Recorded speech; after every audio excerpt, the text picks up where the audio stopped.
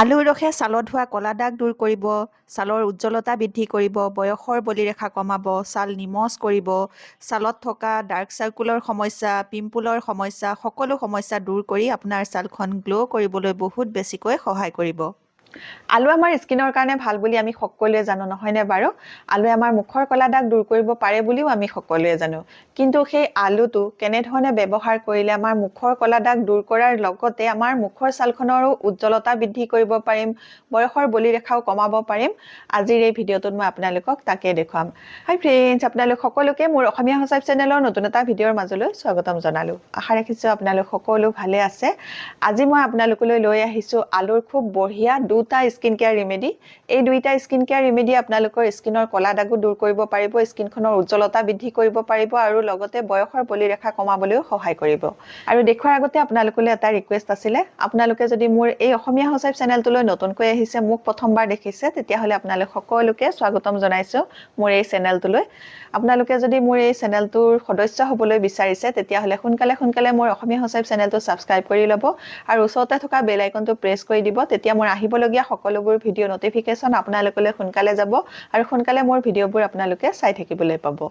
তে আহক এতিয়া আলুৱে কেনেকৈ আমাৰ স্কিনৰ ক'লা দাগ দূৰ কৰি স্কিনখনৰ উজ্জ্বলতা বৃদ্ধি কৰিব চাওঁ ব'লো। এতিয়া তাৰ কাৰণে লাগিব এটা মিডিয়াম চাইজৰ আলু। আলুটো প্ৰথমতে মই বাকলিটো ভালকৈ গুচাই ল'লোঁ। গুচাই লোৱাৰ পাছত ধুইকৈ এতিয়া এখন সৰু পিহনা তেনেকৈ পিহি লৈছোঁ। এই আলুত ভিটামিন চি পোৱা যায় আৰু ইয়াত এণ্টি অক্সিডেণ্ট আৰু এণ্টি ইনফ্লমেটৰী গুণ থাকে, যাৰ কাৰণে আমাৰ মুখৰ পিগমেণ্টেশ্যন, মুখৰ ক'লা দাগ আৰু চকুৰ কাষত হোৱা ডাৰ্ক চাৰ্কুল, মুখত হোৱা পিম্পুলৰ সমস্যা কমাবলৈ বহুত বেছিকৈ সহায় কৰে। এতিয়া মোৰ আলুটো পিহি লোৱা হৈ গ'ল। এতিয়া মই ইয়াৰ পৰা ৰসটো উলিয়াই ল'ম। হাতেৰে চেপি মই ৰসটো উলিয়াই লৈছোঁ। আপোনালোকে ইচ্ছা কৰিলে চেকনিও ব্যৱহাৰ কৰিব পাৰে। আলুৰ ৰস লাগিব মোক 5ৰ পৰা 6 চামুচমানৰ জোখাৰে, কাৰণ আজি মই আপোনালোকক এই আলুৰ ৰসখিনিৰে দুটা ৰেমেডি তৈয়াৰ কৰি দেখুৱাম। এটা আপোনালোকক ফেচ পেক হিচাপে বনাই দেখুৱাম আৰু আনটো আপোনালোকক এটা আলুৰ ৰসৰে ক্ৰীম বনাই দেখুৱাম, যিটো ক্ৰীম ব্যৱহাৰ কৰিলে আপোনালোকৰ মুখৰ ক'লা দাগ কমাবলৈ বহুত বেছিকৈ সহায় কৰিব। আৰু এতিয়া মই লৈছোঁ চাউল কেইটামান মই ধুই পেলাই 10-15 মিনিটমান তিয়াই থ'লোঁ। তিয়াই থোৱাৰ পাছত এতিয়া খুব ভালকৈ চাউলকেইটা মোহাৰিছোঁ। মোহাৰি পেলাই এই চাউলৰ যিটো পানী, সেই আলুৰ ৰসটোৰ লগত মই মিক্স কৰি দিছোঁ। এই চাউলৰ পানীটোৱেও আমাৰ স্কিনৰ কাৰণে খুব ভাল কাম কৰে। আমাৰ স্কিনখন উজ্জ্বল কৰিবলৈ, বগা কৰিবলৈ, গ্ল' কৰিবলৈ বহুত বেছিকৈ সহায় কৰে। এতিয়া এই আলুৰ ৰসখিনিৰে মই খুব বঢ়িয়া এটা ফেচ পেক তৈয়াৰ কৰিম আৰু সেই ফেচ পেকটো তৈয়াৰ কৰিবৰ কাৰণে মই প্ৰথমেই লৈছোঁ এচামুচৰ জোখাৰে পিঠাগুড়ি। পিঠাগুড়িয়েও আমাৰ ছালৰ উজ্জ্বলতা বঢ়াবলৈ বহুত বেছি সহায় কৰে। চাউলৰ যিকোনো বস্তুৱে আমাৰ স্কিনৰ কাৰণে বহুত বেছি ভাল হয়। আৰু ইয়াৰ পাছতে মই আনিছোঁ এয়া নিমপাতৰ গুড়া। নিমপাত মানে মহানিমৰ গুড়া, আৰু সেই গুড়াটো ল'লোঁ মই এচামুচৰ 4ভাগৰ এভাগ। এই গৰমৰ দিনকেইটাত আমাৰ স্কিনত বিভিন্ন ধৰণৰ সমস্যা হয়, যেনে খজুলি হয়, ঘামুচি হয়। এই সমস্যা দূৰ কৰিবলৈ নিমপাতৰ গুড়াটোৱে সহায় কৰিব। আৰু লগতে এতিয়া মই দিছোঁ অকণমান কস্তুৰী হালধি। কস্তুৰী হালধিৰ পৰিমাণটো মই যিমানখিনি দিছোঁ, আপোনালোকে পাকঘৰৰ খোৱা হালধি যদি ব্যৱহাৰ কৰে তেতিয়াহ'লে পৰিমাণটো কমাই দিব। এতিয়া মই হালধিখিনিও ইয়াৰ লগতে ভালকৈ মিক্স কৰি ল'লোঁ। মিক্স কৰি লোৱাৰ পাছত মই এই পানীখিনি আকৌ এবাৰ মিহলাই লৈছোঁ। মিহলাই লোৱাৰ পাছত ইয়াৰ পৰা মই জোখমতে এয়া আলু আৰু চাউলৰ পানী যিটো মই থৈ দিছিলোঁ, সেইটো দি পেলাই ভালকৈ এয়া মিক্স কৰি লৈছোঁ। আৰু মিক্স কৰোঁতে আপোনালোকে চাব যাতে অকণমান পনীয়া হয়। বেছি টানকৈ বনাব নালাগে, মানে অকণমান ঢিলাকৈ বনাব লাগে, তেতিয়া ব্যৱহাৰ কৰিবলৈ সুবিধা হয়। এতিয়া আলুৰ ৰসেৰে খুব বঢ়িয়া এটা ফেচ পেক তৈয়াৰ হৈ গ'ল। এই ফেচ পেকটো কেনেধৰণে ব্যৱহাৰ কৰিব লাগে সেইটো দেখুৱাই দিছোঁ। আৰু এই ফেচ পেকটো ব্যৱহাৰ কৰাৰ আগতে প্ৰথমতে স্কিনখন চাফা কৰি ল'ব। চাফা কৰাৰ পাছতহে আপোনালোকে এই ফেচ পেকটো লগাব। এতিয়া মই এখন টাৱেল ভিজাই আনিছোঁ। ভিজা টাৱেলখনেৰে প্ৰথমতে মই মুখখন মচি ল'ম। আপোনালোকে ফেচ ৱাছো কৰি ল'ব পাৰে, নহ'লে এখন ভিজা টাৱেল বা ৰুমালেৰে মুখখন মচি ল'লেও হ'ব। প্ৰথমতে আপোনালোকে স্কিনখন ভালকৈ ক্লিন কৰি ল'ব। তাৰ পাছত এই ফেচ পেকটো লগাব। এতিয়া মুখখন মচি লোৱাৰ পাছত ফেচ পেকটো গোটেই মুখতে প্ৰথমতে অলপ লগাই ল'ম। ফেচ পেকটো বনাওঁতে আপোনালোকে অকণমান মই দেখুৱাইছোঁৱে পাতলকৈ বনাব। পাতলকৈ বনালে লগাবলৈ ভাল হয়। প্ৰথম তৰপটো পাতলকৈ লগাই লৈছোঁ আৰু লগাই লোৱাৰ পাছত এতিয়া মই 2 পৰা 3 মিনিট লাহে লাহে চাৰ্কুলাৰ মোচনত স্কিনখন মাছাজ কৰিম।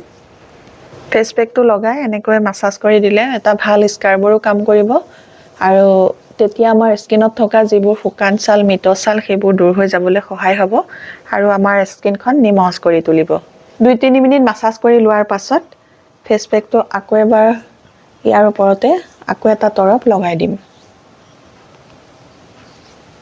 2 নম্বৰ বাৰ লগাই লোৱাৰ পাছত আপোনালোকে 10 মিনিট ৰাখিব 10 মিনিট হৈ গ'ল 10 মিনিটৰ পাছত এই ভিজা ৰুমালখনেৰে প্ৰথমতে মুখখন ভালকৈ মচি ল'ম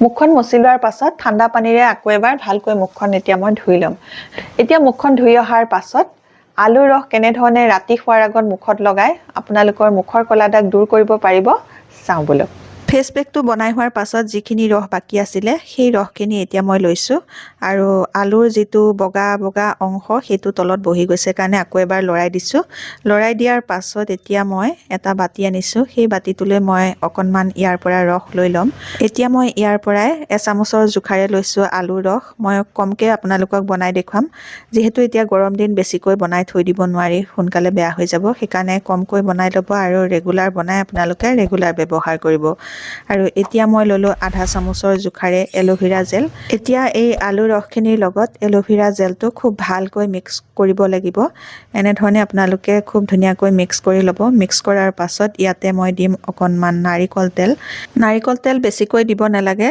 4-5 টোপাল মানৰ জোখাৰে নাৰিকল তেল দি ভালকৈ ইয়াৰ লগতে মিক্স কৰি দিব ভালকৈ মিক্স কৰি লোৱাৰ পাছত মুখৰ কলা দাগ দূৰ হ'বৰ কাৰণে তৈয়াৰ হৈ গ'ল খুব বঢ়িয়া এটা আলু ৰসেৰে সেৰাম এই সেৰামটো কেনে ধৰণে ব্যৱহাৰ কৰিব চাওঁ আহক এতিয়া তৈয়াৰ হৈ গ'ল আলু ৰসৰ খুব বঢ়িয়া এটা সেৰাম যিটো সেৰাম আপোনালোকে ৰাতি খোৱাৰ আগত মুখত লগাই 2 মিনিট মাছাজ কৰি দিব এতিয়া এই সেৰামটো প্ৰথমতে মুখত লগাই লৈছো লগাই পেলাই 2-3 মিনিট এনে ধৰণে মাছাজ কৰি দিলে আমাৰ স্কিনত ব্লাড সাৰ্কুলেশনটো বৃদ্ধি হ'ব আৰু ব্লাড সাৰ্কুলেশনটো বৃদ্ধি হ'লে আমাৰ স্কিনখনৰ উজ্জ্বলতাও বাঢ়িব আৰু লগতে স্কিনখন টাইট হৈ থাকিব বয়সৰ বলিৰেখাটো কমিবলৈ সহায় কৰিব এনে ধৰণে 2-3 মিনিট মাছাজ কৰি লোৱাৰ পাছত আপোনালোকে ৰাতি এনেকৈ শুই থাকিব পাৰে যদি এনেকৈ শুই থাকিবলৈ বেয়াও পায় তেতিয়া হলে আপোনালোকে এনে ধৰণে 10 মিনিট মান লগাই ৰাখিব 10 মিনিট মানৰ পাছত এখন ভিজা ৰুমালেৰে মুখখন ভালকৈ মুছি পেলাই আপোনালোকে নিজৰ যিটো নাইট ক্ৰীম ব্যৱহাৰ কৰে সেই নাইট ক্ৰীম ব্যৱহাৰ কৰিব পাৰিব আৰু যদি বেয়া নাপায় এনে ধৰণে যদি ৰাতিটো লগাই ৰাখিব পাৰে তেতিয়া হলে বেছিয়ে ভাল হ'ব সোনকালে মুখৰ কলা দাগ দূৰ কৰিবলৈ সহায় কৰিব আজিৰ এই ভিডিঅ'টোত মই মুখৰ কলা দাগ দূৰ কৰিবলৈ মুখৰ ছালখনৰ উজ্জ্বলতা বৃদ্ধি কৰিবলৈ খুব বঢ়িয়া দুটা আলুৰ ৰেমেডি দেখুৱালো আপোনালোকে নিশ্চয় এই দুইটা ভাল পাইছে যদি ভাল পাইছে মোৰ ভিডিঅ'টোত এটা লাইক কৰি মোৰ চেনেলটো সাবস্ক্ৰাইব কৰি আপোনালোকৰ ফ্ৰেণ্ডৰ লগত এই ভিডিঅ'টো শ্বেয়াৰ কৰি দিব নতুন এটা ভিডিঅ' লৈ নতুন বেলেগ টিপছ লৈ আপোনালোকৰ মাজলৈ আকৌ আহি আছো তেতিয়ালৈকে নমস্কাৰ আজিলৈ আহো